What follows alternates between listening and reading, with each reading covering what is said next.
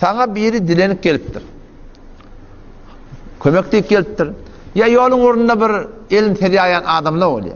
Ama şu el sermeklikte, el sermekliğe 3 adama icade vertirdi.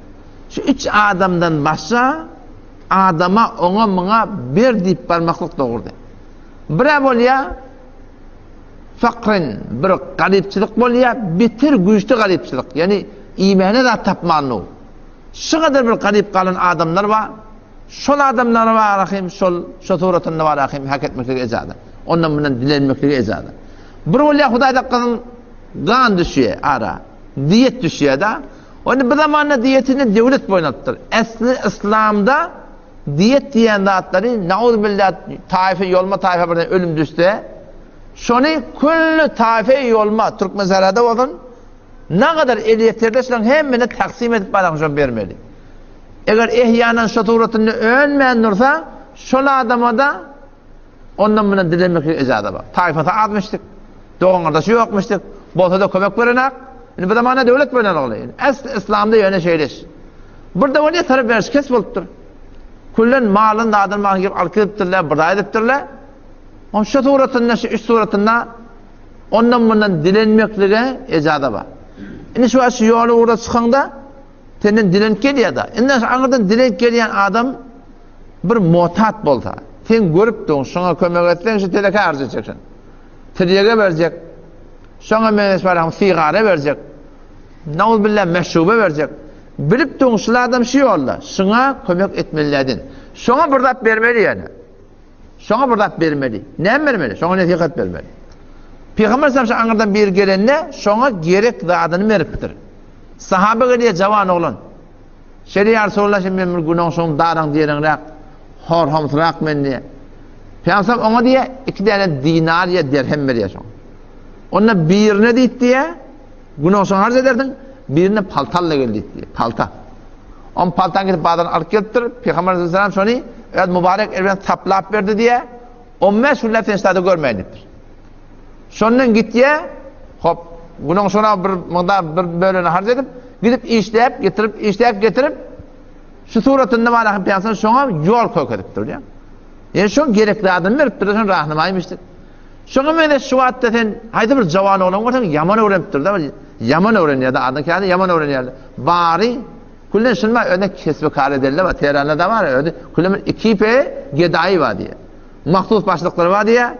İkinin yatıyorsa geçir yerle diye belli yerde akşamda sonra üçür yerle diye mahsus sermayedari ödedi. Sermayedari ezüye gedai yöne.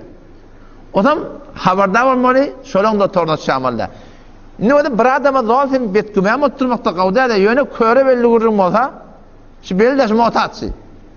Belli şuna adam evet günahsızda ba ben yani gördüm bile gören adam. Şey var günahsız ba oğlansız ba denanası ba yöne kafayla kelpiyor. O minuslarda du miniye o zaman sen tanıyorsan beni hem ödeyip dur. Burada ben tanıyanım da o beni böyle görmeyen kişiler fermanı kesik diye.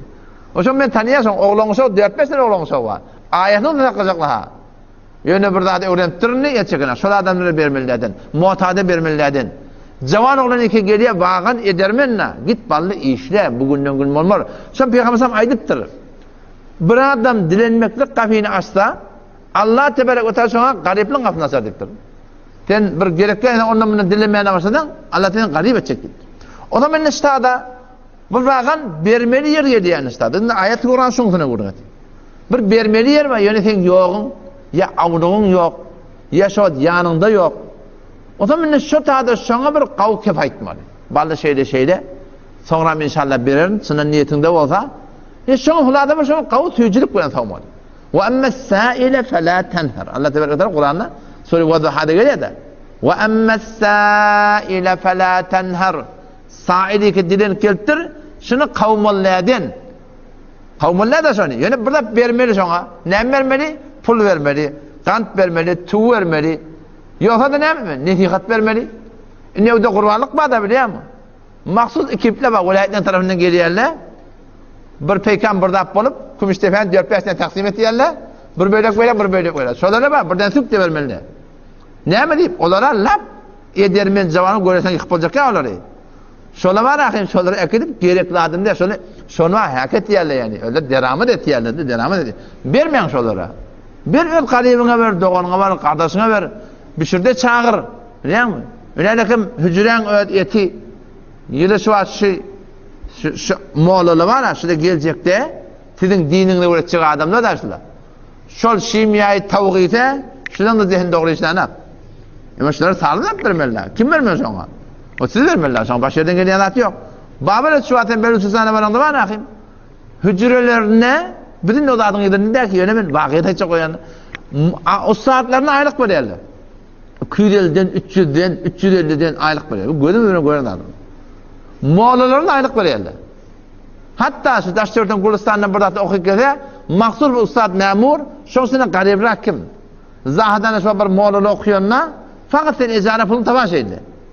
Galan da hücreň boyunna. Neftin, ýene bir adın, ýeri çeriň, ýagyň, tuýyň şola hemmeni berip durlar. Sen şola nereden gelýär? Hiç yerden gelenok, şu berden gelýär. Ona şol bedgat taamlary, bedgat mezisleri şu bihut hars bolýan ýerleri aýrypdyrlar, düşündiripdirler merdime. Ama berin, getirden berin. Ondan mahsus bir däne gapyjyk bar demir gapy, şoda goýun salýarlar, sygyr salýarlar, düýe salýarlar. Kim salýar Allah bilýär. Eger aňardan bir ýer gelse, şun palany berdi, muny ýerine berýärler. Akitmany palany gyp, biriki de diýär. Zahdany bolan gurunşy, palan hani berdi. Falan şaý berdi. Şu palany atışla at tutsa gerek gäbide. Akit ödüne ber. Her kim bir Huda için verdin. Adam şola şo bilen hücrelerde abat, tedavet vakti. Öyle Türk meselede 100'den 99 ahım molla okuyup bolandan sonra 100'den 99 ne ben dünyanın idin o benden de günahı var da. Hemmekse de o iman yok. Huda yetirdi hücrelerde Allah. Belli adam tabiye. Adam vella kullen ummet vel. Hiç kim malakım o sonra dinin işte elitenak. Senin haydi bir tirede bolsun da, haydi bir ihlafda gitip bir adam bolsun. Haydi bir berekte bolsun. Yine şu oğlan çıkıp mektebe öğretmeliler sen. Yani Kur'an'na, bir mescidine, mektebine, dağıtına. Ama hiç kim eliyetenak. Ne mi deyip? Çünkü günahsı yetirilenak. O zaman çok kadar Müslümanlar şey edilen harsları doğruyelik edilse hem bizim dünyamız, hem dinimiz, hem ahiretimiz abat olacak.